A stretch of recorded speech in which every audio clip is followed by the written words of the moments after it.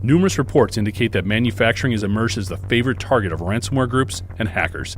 In response, a new report from Industrial Media discusses the evolution of industrial cybersecurity, its current state, and the tactics hackers are using, including phishing schemes, malware, and ransomware attacks. It also details solutions in arming manufacturers with the knowledge and resources needed to win more fights on this highly complex and ultra-competitive battlefield. Download the industrial sector's new battlefield by going to manufacturing.net/cyber.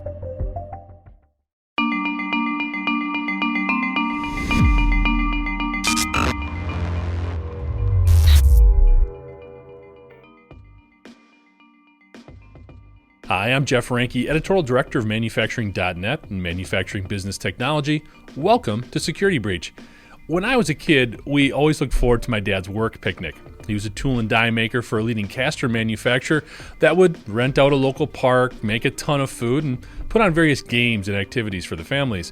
One of the highlights of this day was a softball game, pitting the office versus the shop. It was a friendly rivalry, but one that nonetheless existed and kind of stemmed from who played a greater role in the company's success. The reality, of course, is that both segments were equally crucial and called upon an organic sort of interdependency to keep things moving.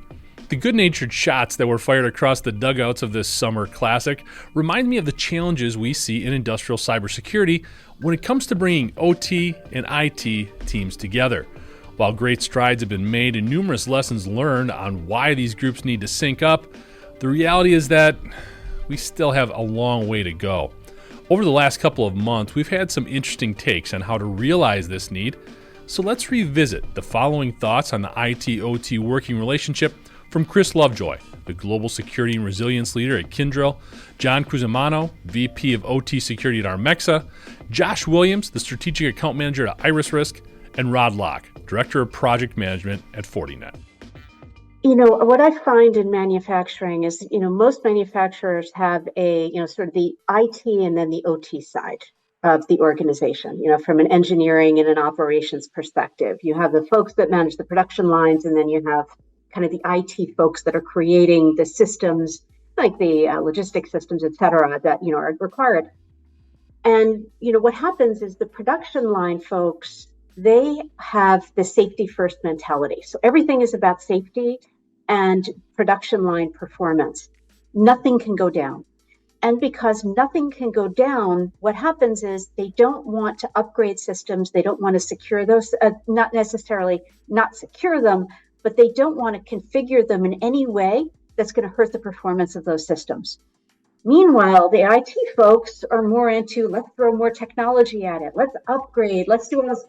So there's kind of this dichotomy between the two. And I do think, today with IIoT, IoT, 5G, a lot of these buzzwords that, some of the listeners might not necessarily understand, but suffice to say, they are the technologies that enable those production lines to be connected to the internet.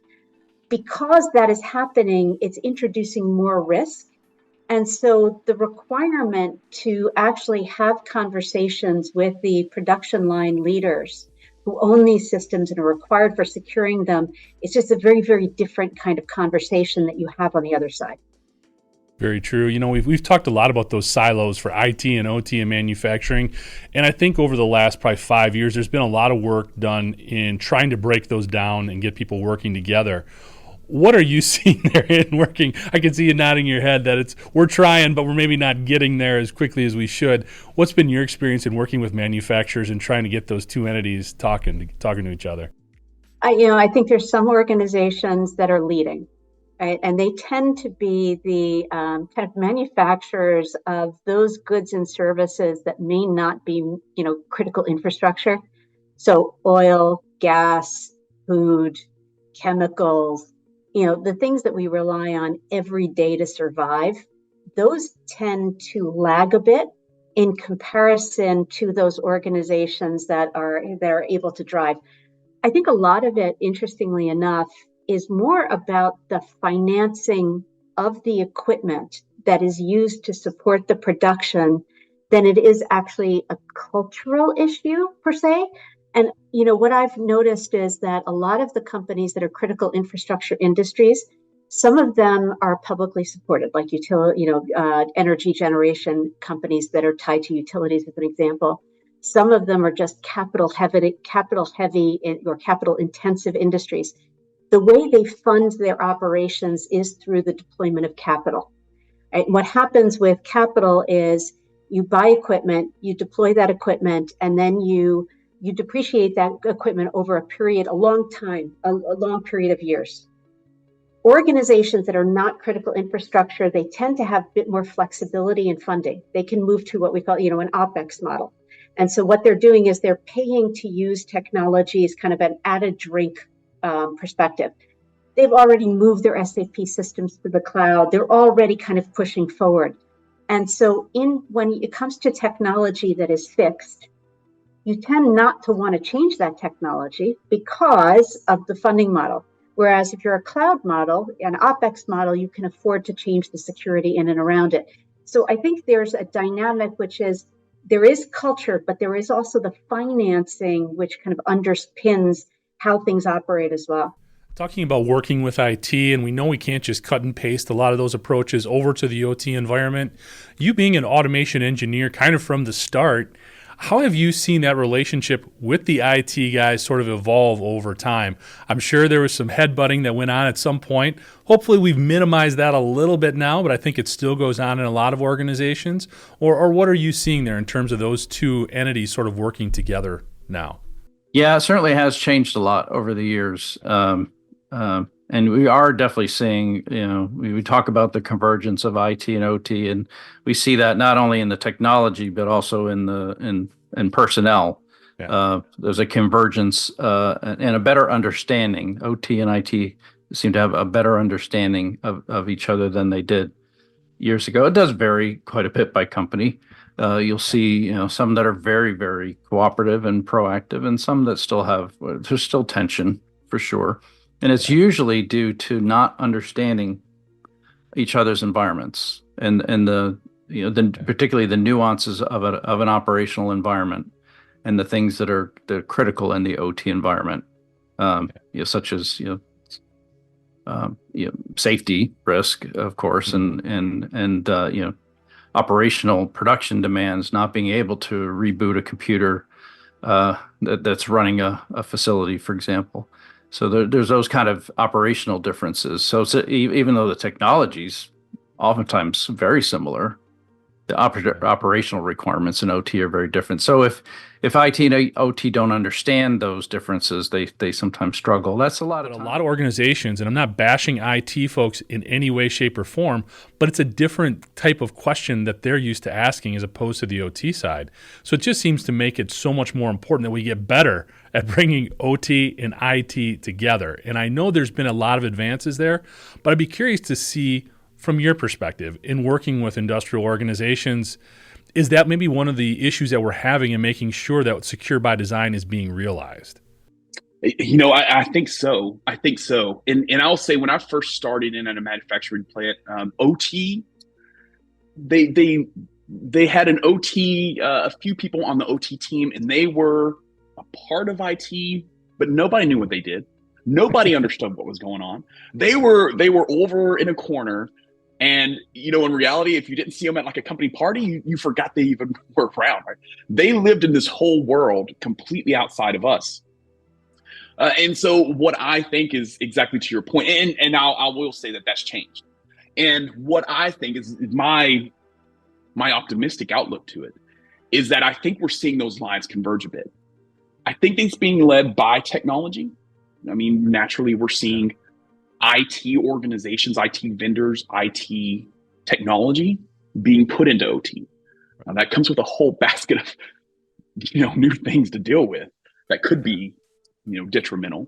But what that is doing is that's getting, the IT profession or that OT side of things in with the IT professionals who know how to answer some questions, but know some to ask. The OT has their own expertise they can put in, and that melding together, I think, is going to be one of the biggest leaps we have in ensuring good, proper cybersecurity across ICS, across manufacturing technology type organizations and teams. Yeah, got to keep working together there. Just like I just think that point you made about asking the right questions beforehand as opposed to trying to figure it out once you get it in place. Because once you get it in place, you're worried about, does it work? Does it function the way we want it to?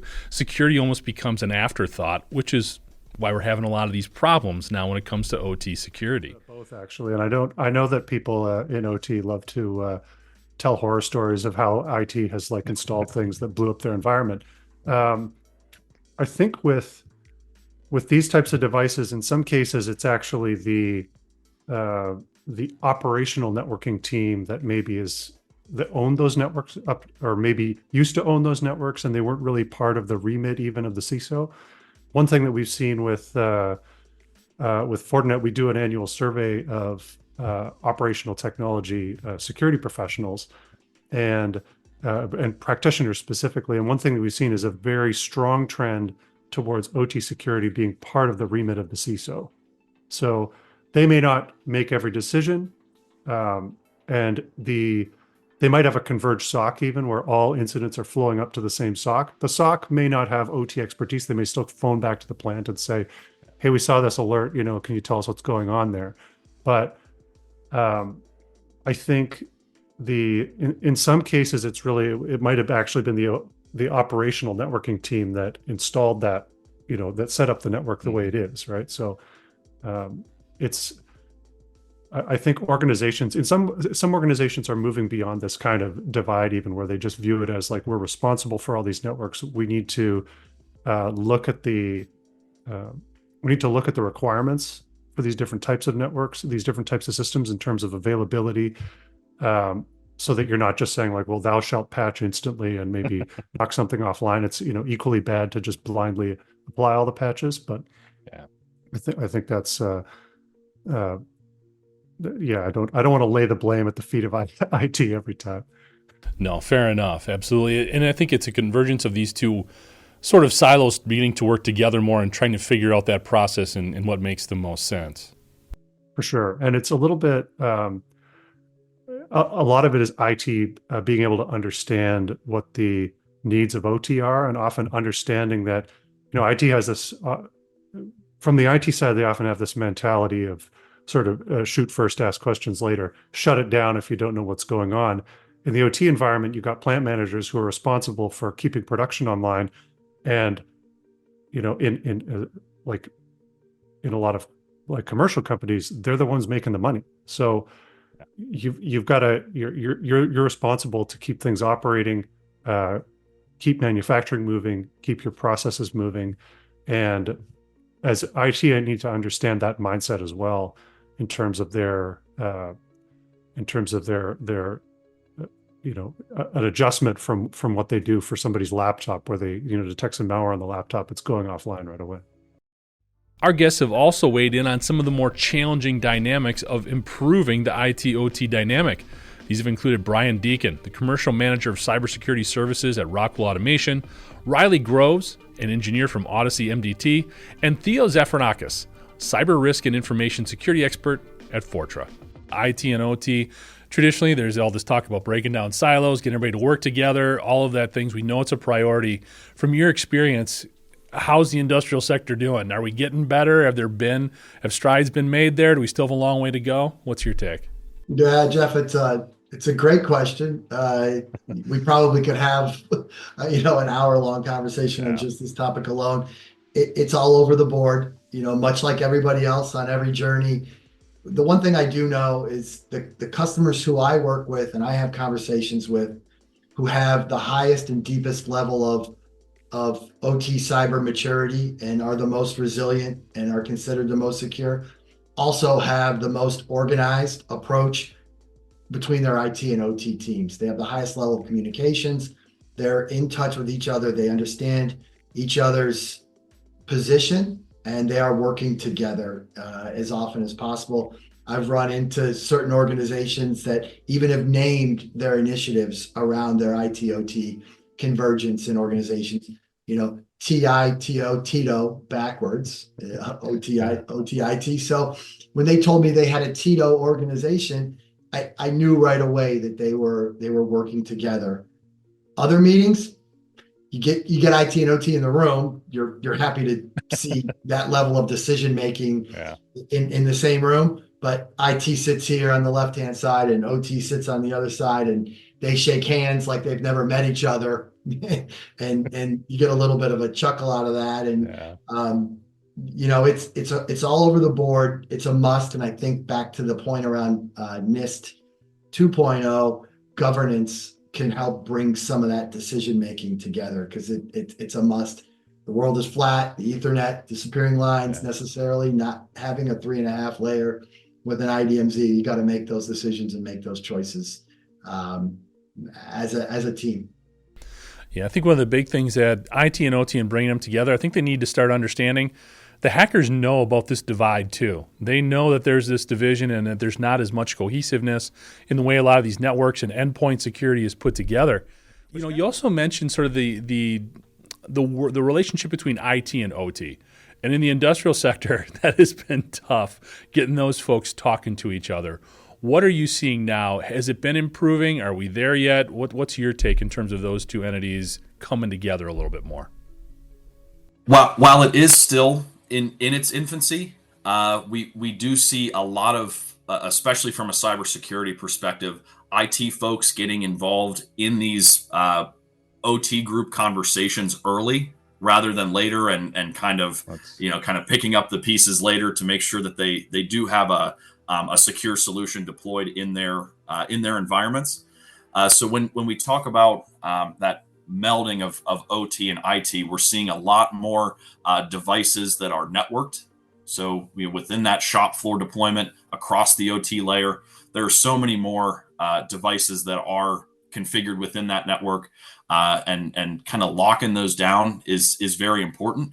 But if there is a breach and you do have some type of vulnerability within that shop floor deployment, because those devices are networked, even if they are locked down, we're still seeing some potential there for a breach that not only affects a singular device, but could stretch across a family of devices, or even the entirety of that OT layer. So we definitely have a very attentive group to understanding those impacts and wanting to ensure that there's no gaps in that process.